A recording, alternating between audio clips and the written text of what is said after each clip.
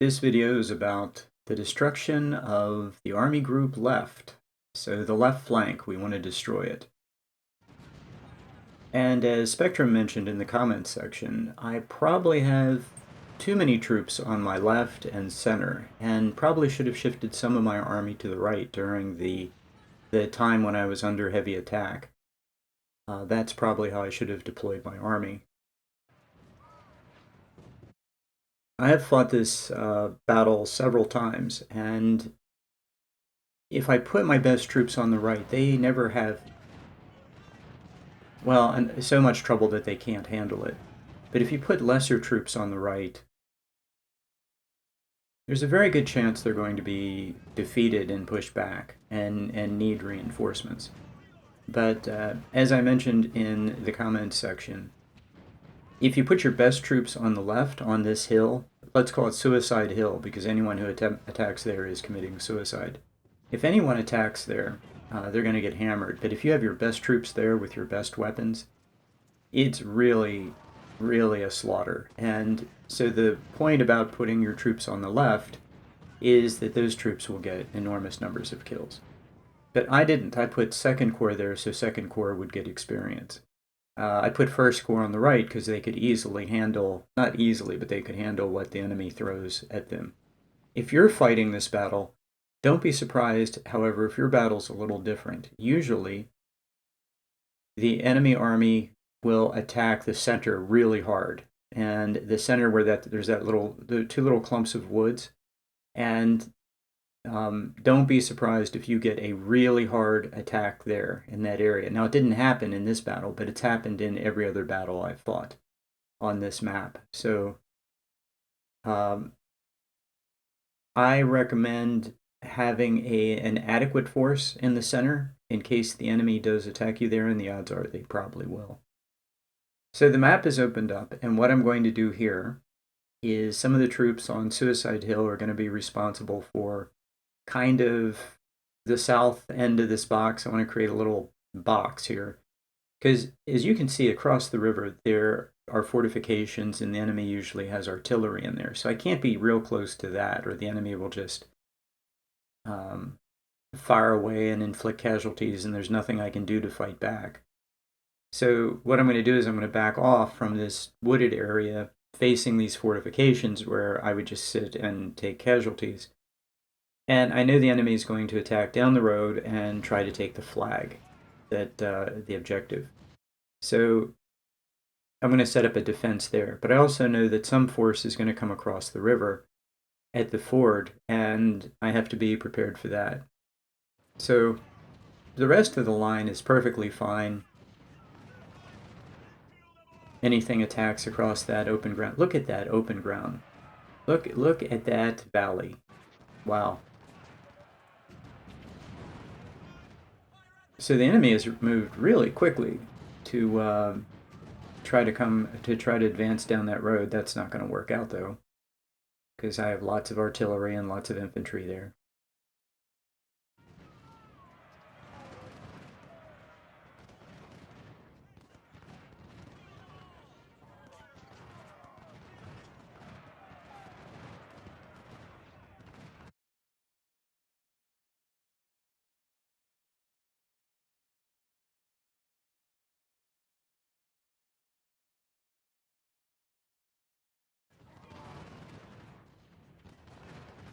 So I can pretty much see almost the entire force that is here. I've moved my cav unit around because I want to start my attack on the enemy flank,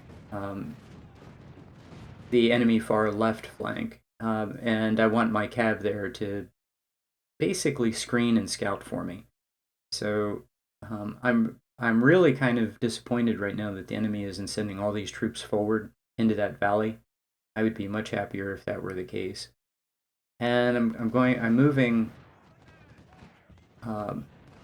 commanders down to this flank because I'm going to want as much recovery for morale and condition as I can possibly get by having commanders nearby. So yeah, we're getting ready to attack a big attack on the enemy left.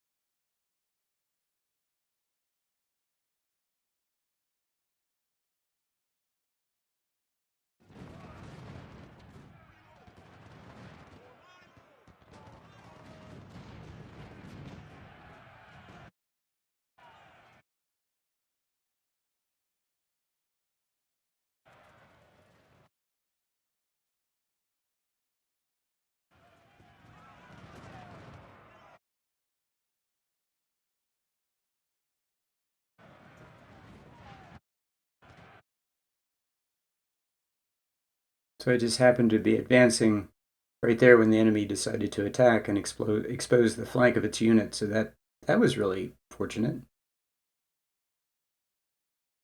And I'll take as many shots on this cav unit, on these cav units, as I can get.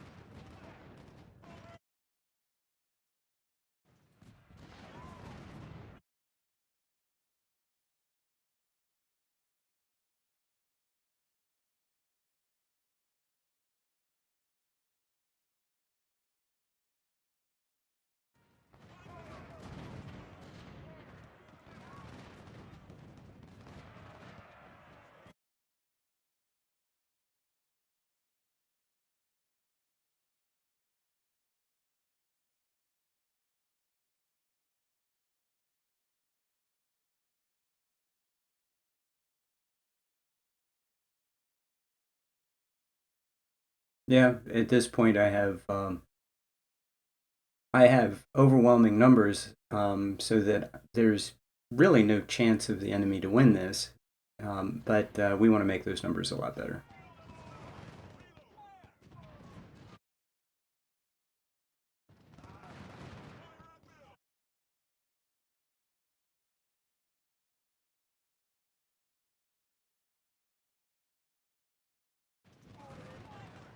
And what I'd like to do is force these guys to retreat into a position where they can't escape, where the river forms a barrier.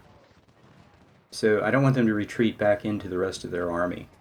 I want them to just get bottled up and in a position where they can't escape. Okay, I walked that guy right into a melee. That did not want that. So get him out of there. Pack that guy away. Interesting how he immediately counterattacked. I shouldn't be surprised. His troops are pretty fresh.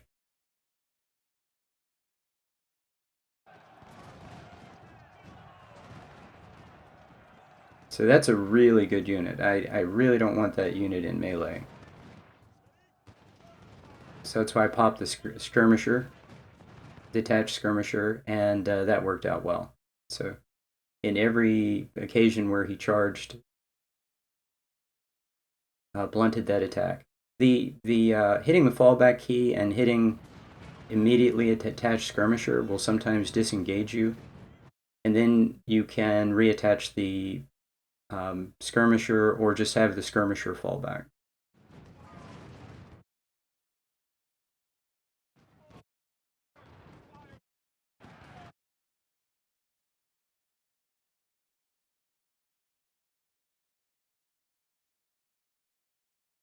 So here we go.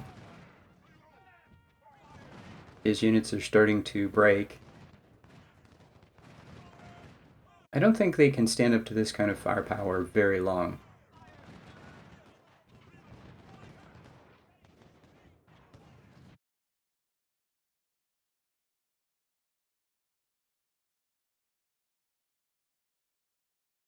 And I should have everyone on run. I want to. Um, you can really do a lot of damage if your units are moving fast and trying to stay on the enemy flank when you fire, and moving very quickly to turn the enemy, to extend the enemy flank. And that works out really well when you have more units than the enemy does, because you just keep extending the flank and he runs out of units. So, and then you turn the flank and his position becomes hopeless. So, and that's the idea. He has to keep falling back or get cut off.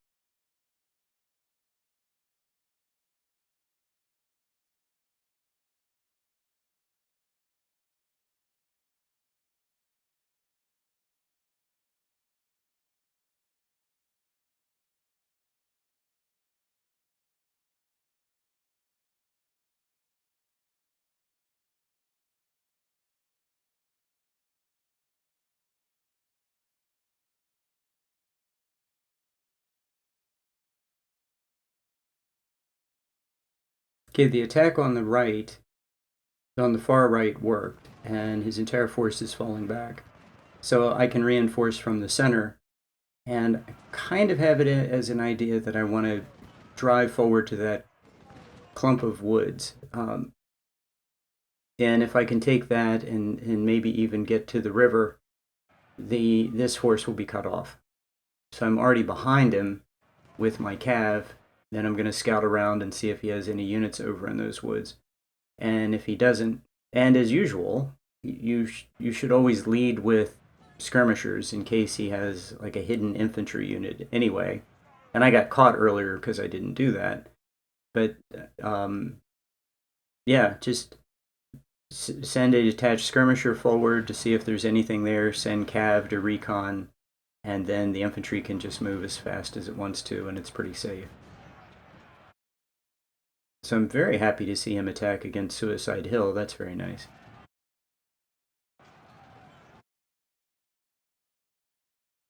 So he did have infantry in there. I thought I saw an infantry unit earlier moving in that direction.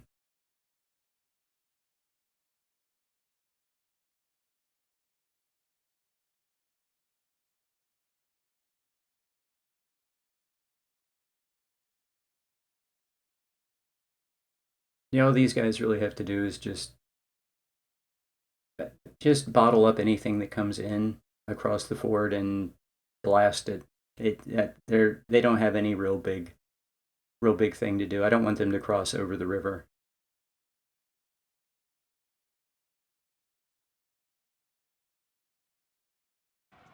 So I'm turning off the run function because units can run for very, very short distances, but you can't run long distances. You can't run from here to the river and not have your units completely exhausted, where then they won't be able to function.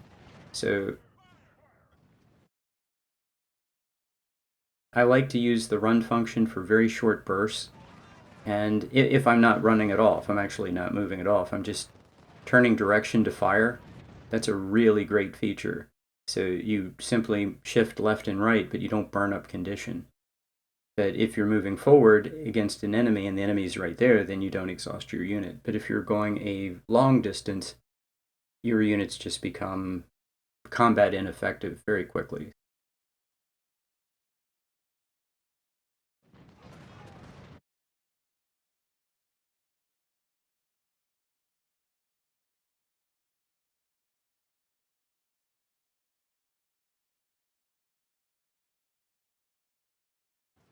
That's pretty impressive. It looks like he's trying to reinforce his flank only one unit.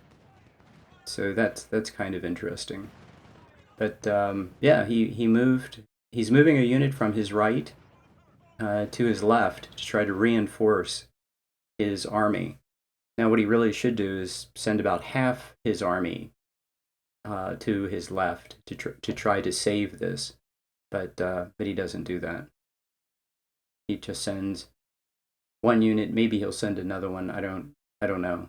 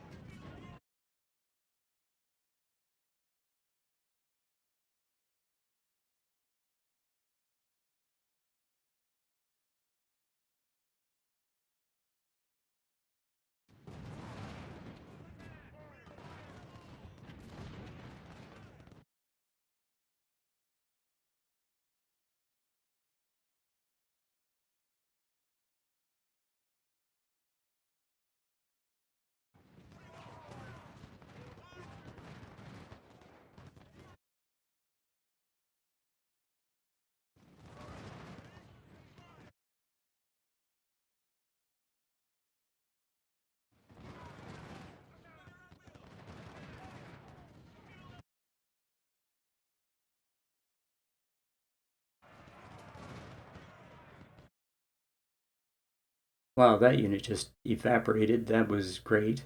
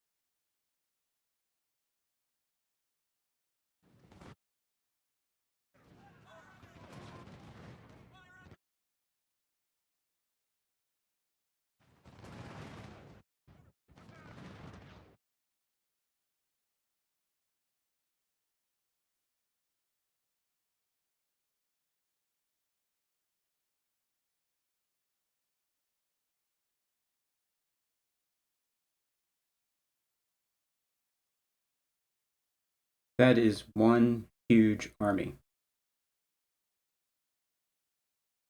And I've made sure that I have units on both objectives because the enemy will try to sneak a unit around and snag one of those victory locations. So want to avoid that. And I'm not going to attack in the woods in the fortified area. I'm going to wait until the next day and fight the enemy in the open. It is possible to attack there and be successful, but I think that my right flank that's conducting this very aggressive attack because it's doing so much running, this flank is going to be completely exhausted at the end of this attack, and it's going to take a while for it to recover condition. So, and I'm really leery about throwing my first corps into having my first corps attack fortifications. I really am not interested in those guys taking a lot of losses. Second and third corps, yeah, second and third corps, I would think about it. But they can just sit on defense and keep racking up kills. And really, they don't have to do a thing. I mean, I can just have these units set up a beautiful defensive line, rows of infantry and artillery. They'll rack up kills at, 4-1 maybe, and it's all good. And there's not a chance in the world the enemy wins.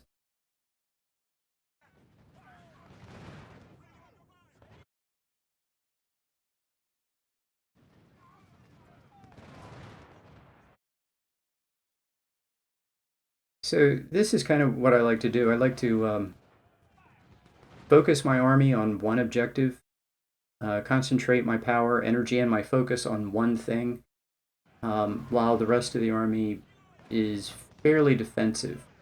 So the objective right now is to wipe these guys out, completely destroy them, and then come down on the flank of what then is the new Confederate center, and yeah, with push these guys completely out of the entire southern section of the map. So that guy actually got up into up into melee. So unfortunately for him, there was artillery and close support delivering canister fire right to the face.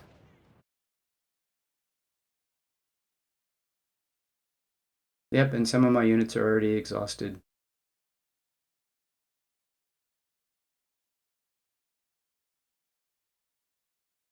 Yeah, the condition of these guys, when your units are completely out of condition, if at all possible, just let them rest.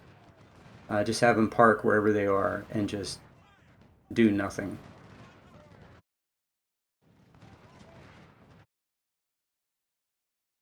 So we're down to the last 3 units.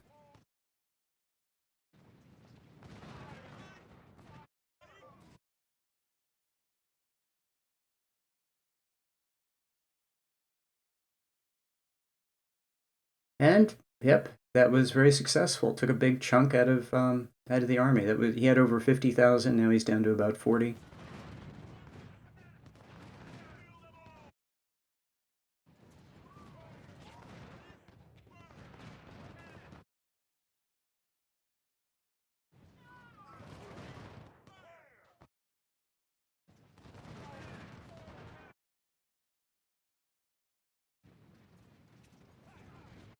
So he's down to 2 units.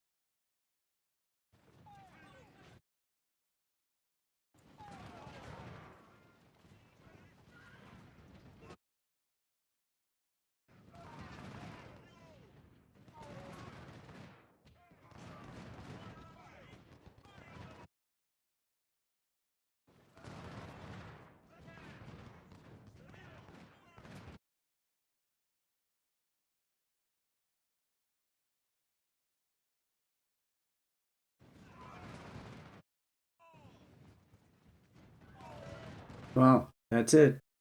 They're all destroyed. So, and then the one remaining unit that tried to come over to reinforce from the center, I'll have 2 or 3 units stand on top of him and drive him back. And that's pretty much a wrap. There are 42 minutes left in this phase of the battle. And so that's not enough time to launch an overall offensive somewhere else. And I really don't intend to go into those fortifications. So pretty much that's I'll look for opportunities, but that was completely successful. That turned out as well as I could have hoped.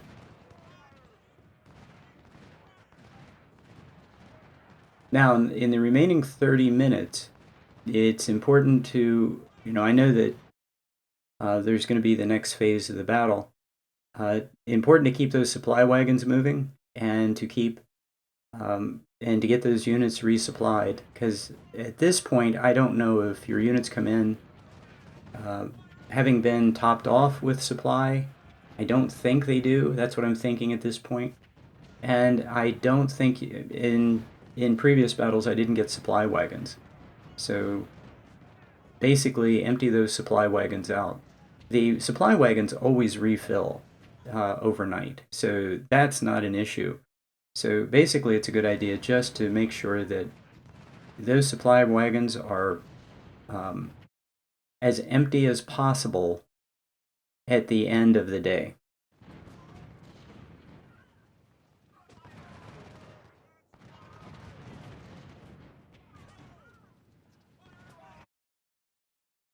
So I'm checking condition.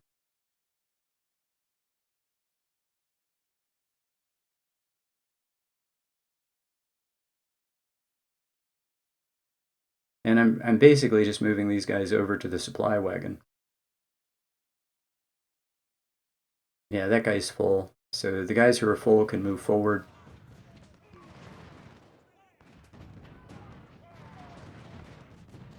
He has a nice little force on the other side of that river.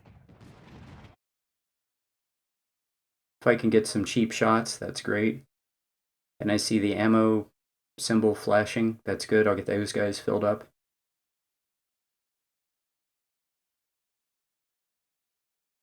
Checking ammo, checking condition.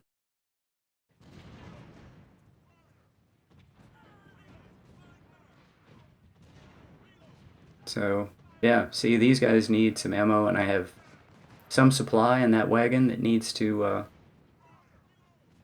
be used up.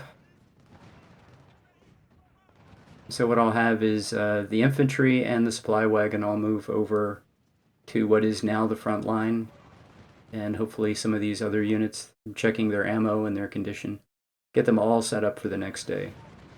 I don't think I've ever seen anyone else do that, but I do that kind of routinely. I'm always checking their supply and condition, and particularly like I'm doing a countdown that says 8, 7, 6. Who needs ammo? If I can unload a bunch of ammo, that at this point that's really, really good.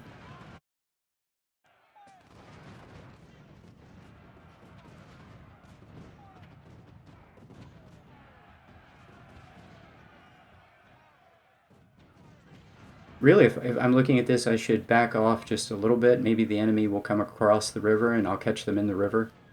You can do that. If you give them space, they'll walk right into the river for you. 105,000 versus 40,000, and we want to get them all. So I think we can hold this defensive line, these fortifications. So yeah, the enemy is going to attack very aggressively against the fortifications in the very early phase of the battle. So it's a really good idea to just let them do that and use your artillery to best effect, push your artillery up to the front line and have them just blast canister at these guys as they charge. I always go into camp, and I recommend always go to camp. And if you do nothing else, just replace leaders. Units not having leaders is a disaster. So always replace leaders. And in this battle, I top off my artillery.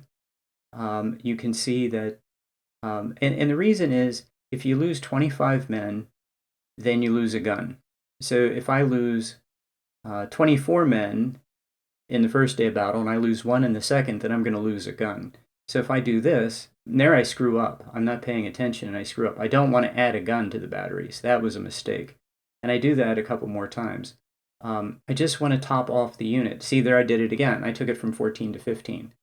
That was not what I wanted to do. I did not want to expand those units. I just wasn't thinking.